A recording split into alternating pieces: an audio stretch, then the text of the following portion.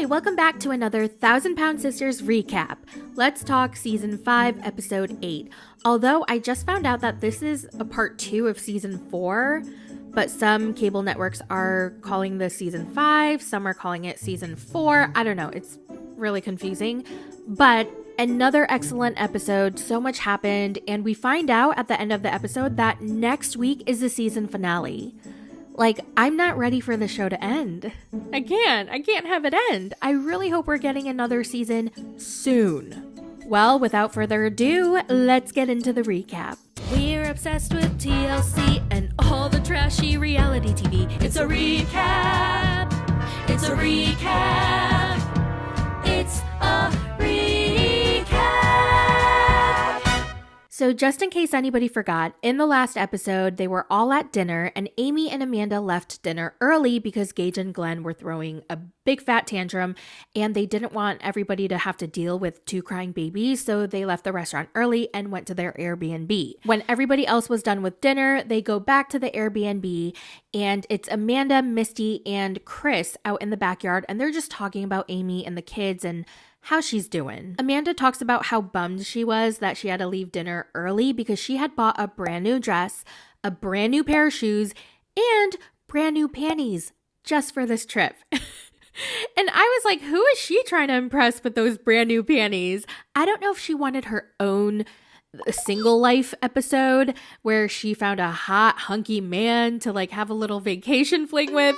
But regardless, I did understand how she felt because ladies, you know when you find a really cute outfit and you put it on and you do your makeup and your hair and you're feeling cute as hell. And then for some reason your plans don't work out and you just like wasted a whole nice ass, hot ass, cute ass outfit.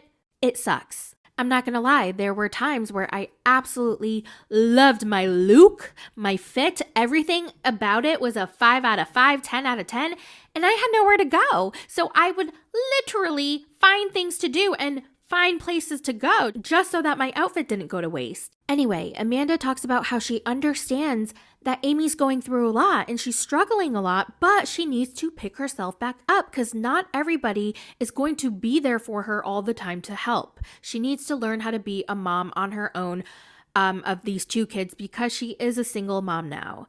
I know that you're feeling overwhelmed, Amy, but you starting to cry is not helping none because then the kids feel that you're overwhelmed. They feed off of that. The siblings have noticed that Amy's meltdowns have gotten more frequent and more severe, and she is incredibly sensitive. Like one little thing can tip her over the edge. Chris was talking about how frustrating it can be when he's trying to help her and give her suggestions, but she just won't take them and she gets upset. When we talk about something to her, trying to coach her, she'll absolutely flip to the handle. And Amanda was like, well, I think when we tell her what to do or ask her, have you done this? Have you done that? Or make any suggestions, Amy perceives it as constant criticism and judgment of her being a bad parent. And that's why Amy gets very defensive and very upset. Amy wants help, but when somebody tries to give her constructive criticism, she don't want it. I am aware that I have upset some people in my last video when I made some comments about how Amy was parenting. And you guys are right. I am not a mother, so I don't know what it's like to have 2 toddlers. But I can only assume that 2 under 2 sounds like an absolute hellish nightmare. Like that would be my personal hell.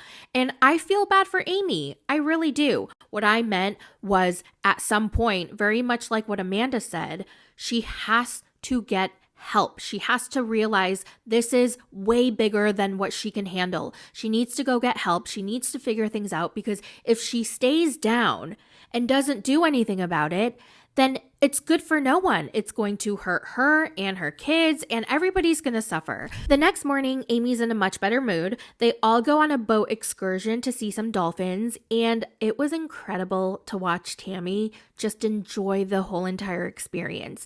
Like, she's got wind in her face, her arms are out, she's laughing, she's giggling, she's enjoying life. Sadly, they didn't get to see any dolphins because they experienced a little storm. Speaking of which, why did the boys not have any life jackets on? Can you imagine if the storm got bad and the boat tipped over and the boys were in the water? Like, hello? I don't know who this Dolphin boat company was, but I would not be booking a future excursion with them. Now, when they all get back to the house, Tammy FaceTimes Caleb and shows him around the house. She shows him the water, the backyard, the view, everything. And he's feeling pretty sad that he couldn't be there. And I kind of felt him because I hate that feeling when everybody's doing something super fun and you're stuck somewhere else. Yeah, so that's pretty much how Caleb felt. He was supposed to be at that trip, but he's stuck in rehab and he has to watch Tammy enjoy life through this lens. Tammy can't help but to feel a little frustrated with him. He was supposed to be there with her experiencing all of this, and now she's alone. She misses her husband. And she's like, "Are you making any progress?" And he goes, "Yeah, a little." You know, I was watching his scenes and I'm like, he does not look like he's made any progress. He just doesn't sound good. He doesn't look good. It made me feel so uncomfortable because his scenes, like when he was talking in his scenes, he looked like he was in so much pain. And it was really sad knowing what we know. He did pass away shortly after. And so those were his last moments. And it was just sad. Now back in Florida, Chris goes parasailing.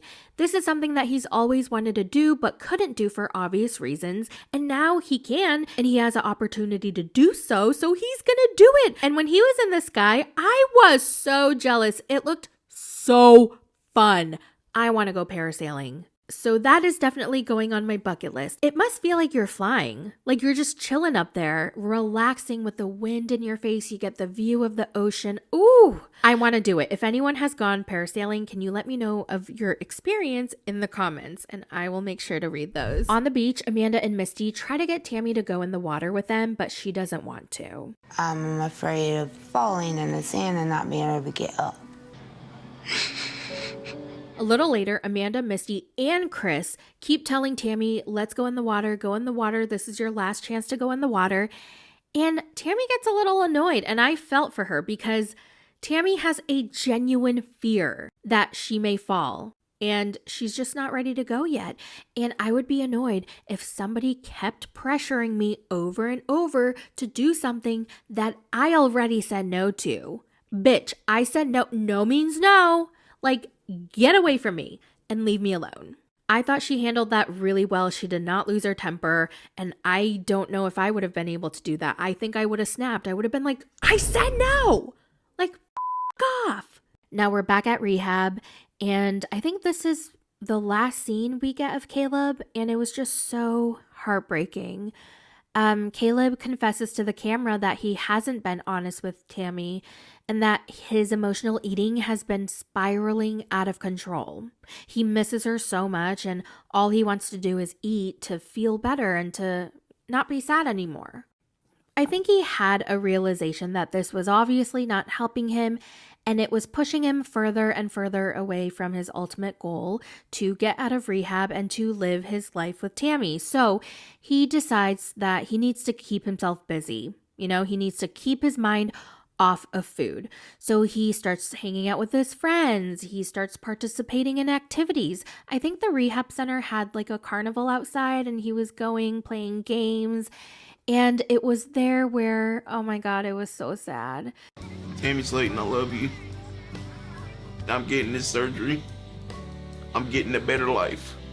Back in Florida, Chris makes a giant seafood boil for dinner, and that looked so scrumdiddlyumptious. It really did. Oh, I wanted some of that king crab, that potato, the lobster. Oh! Boy, really? Stop. Stop. Glenn is not happy. He's throwing another fit. He's starting to cry. He's starting to scream.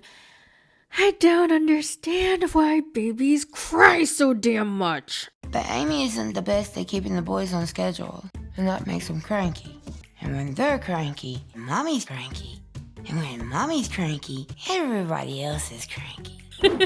That was a perfect summary. Amy eventually gets Glenn to go to sleep, so she tries to feed Gabe. Wait, is Gabe the first child? Yeah. So she grabs some seafood from the dinner table, and is about to walk over to the couch where Gabe is so that she can feed him. But Amanda's like, no, don't bring the food to the couch. We're at an Airbnb. We don't want, things to spill on the couch. Bring him to the dinner table. Don't. Not on the furniture. No, not on the furniture. Make him come in here. Seeing if he wants a bite. And Amy goes, no, I'm just going to see if he'll even want it. And then she continues and walks over to Gage. Is it Gage or Gabe? Oh, freak. I think I called him Gabe. I meant Gage. I think it's Gage. Okay. Sorry, you guys. It's like, don't feed your kids on the vacation rental couch, bitch. I'm going to agree with Amanda here. Amy brings Gage to the dinner table, and the siblings are pretty damn annoying. They're constantly telling her, do this, do that. You shouldn't do this. You shouldn't do that. And that would drive me insane if my siblings constantly were like, telling me, do this, do that, don't do this, do that. Did you do this? Did you do that? I'd be like, shut the fuck up. I felt for Amy here. I know they're trying to help. I know they love their sister. I know they mean well, but sometimes you've got to just fucking back off. So they're eating their food, and Tammy goes, damn, I really don't want to leave tomorrow. I had so much fun. And Amy goes, well, I can't wait to go home because I was here with just the boys while you guys went out dolphin watching. And it was really scary for me because there's a huge set of stairs right there. They could have fallen. And there were so many places where the boys could have gotten hurt. Basically, the home was not childproof, and Amy didn't bring anything to make the home childproof. I'm lucky they had a playpen and a high chair and stuff, but Oh, that's not your playpen? no. What the hell did you bring for the kids then? No. Girl. Dinner's over, so Amy goes to check up on Glenn, and I guess he woke up when the cameras were down because it said that Amy and Tammy got into an argument about how to get Glenn back to bed. I know how to take care of Listen to me, I'm trying to tell you, I'm taking care of him. bitch. Because I'm tired of it. Amy wants to go home right now. She's taking the boys and she's leaving. You are not leaving with those boys. You stop yelling at me like you've lost your mind. Y'all promised to help me with the kids, and y'all haven't. But you stop talking to me like you've lost your mind. Amanda tries to stop her and they end up yelling at each other and they get into a physical fight. Get the out of my face, man! Get your hands off of me. Play with me. Whoa. I'm so tired of everybody goddamn Lord and Bastard over me. To your room I'm leaving. Got me bleeding. Chris tries to stop Amy from leaving and Amy screams, I'll call Michael if I have to. And Chris goes, Amy, you need to calm down. Please stop. And Amy goes, I'm sick of being treated like a child. I've been chasing 2 kids around all day and no one's helping me. I need a break too. There's 20 goddamn people in this house, and I've been chasing them by myself. You cannot say that we have not been here to help you because everyone Where? has helped. I'm going Oh, home. that's it. And Chris gets pissed. And everyone is screaming at everyone. I haven't done to this bitch. Yes, you have. Girl, bye. Shut the up, all you. You touch man. me again and I will I'm bury your leaving. ass. So after this whole gigantic fight with Amy screaming, hollering, everybody's yelling, she breaks down and she starts sobbing.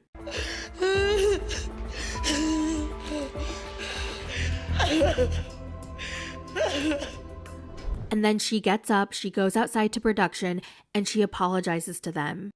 I'm sorry. I tried to Relax. I'm so Just breathe. Okay? That's all you have to do right now. Just relax and just I'm so sorry. It's fine.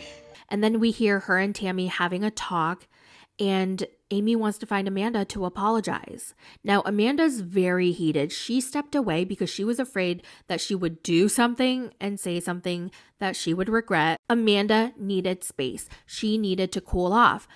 And Amy's just freaking out. She's like, I cannot believe I did this. I shouldn't have said that. I shouldn't have acted this way. I need to go find Amanda to apologize. So she goes and finds Amanda in the backyard. She's with Misty. And Amanda goes, I do not want to talk to you right now. I don't want to look at you. Go away. Give me some space. And Amy apologizes to Amanda profusely. She's like, I'm so sorry. Amanda, I'm sorry. I just wanted to say Amy, I need you to walk away from me. I'm so sorry. Just go. I'll come up here to get away from you.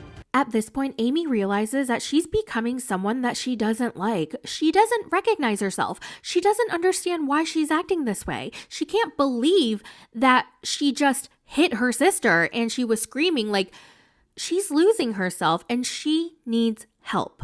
In the preview for the next episode, which is also the season finale, Tammy finds out that Caleb has passed away, and it's going to be a really tough episode to watch. Well, that's it for the recap. Let me know all your thoughts in the comments, and I'll talk to you guys in the next one. Bye!